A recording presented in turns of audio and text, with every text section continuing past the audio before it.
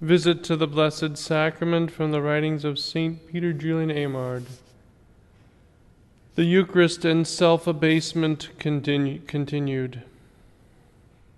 Jesus' abasements eclipse all that is glorious in him. If our Lord allowed his glory to appear, he would no longer be our model of self-abasement, and he would be justified in seeking the glory and majesty of virtue. But have you seen the glory of Jesus in the Blessed Sacrament? He is a hidden Son. He works miracles now and then, but they are rare, and they only serve to recall and make more impressive his habitual abasement. He wants to remain entirely hidden. He is greater when he works no miracles than when he does, for then his hands are bound by his love. If he were to show us his glory, he could no longer say to us, "Dicite a me," look at me. See how meek and humble of heart I am. He would frighten us.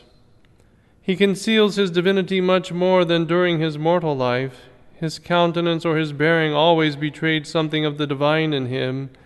That is why the Praetorian Guard blindfolded him before humiliating him. His eyes were so beautiful, but in the host, nothing, absolutely nothing. At times the imagination tries to picture his features, but what it sees does not answer to reality. If at least we could see him on some day or other during the year or during life. No, he has concealed his glory behind an impenetrable cloud.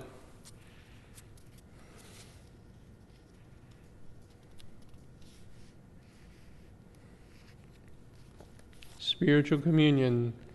My Jesus, I believe that you are really present in the Blessed Sacrament.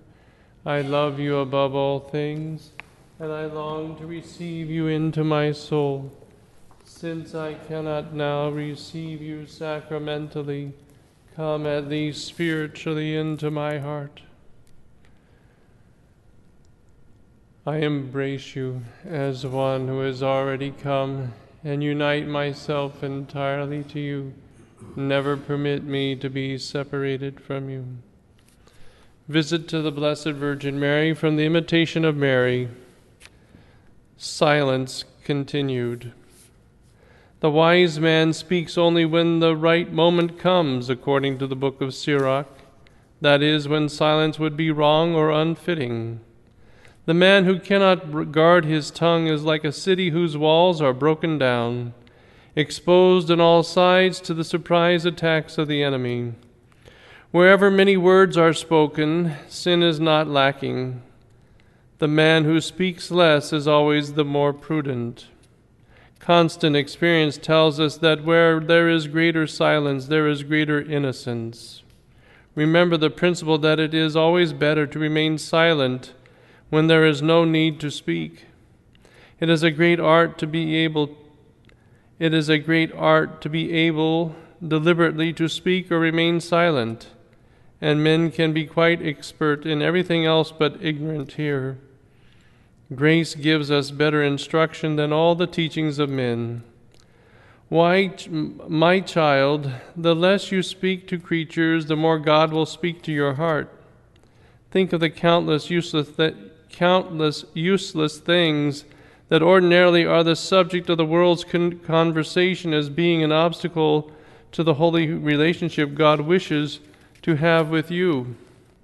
Above all, say little to men about your afflictions and difficulties, for they are not as interested in them as you may think.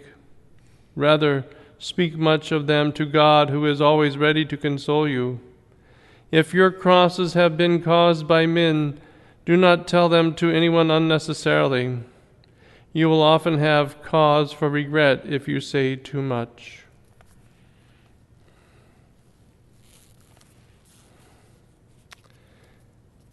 Hail Mary, full of grace, the Lord is with thee. Blessed art thou amongst women, and blessed is the fruit of thy womb, Jesus.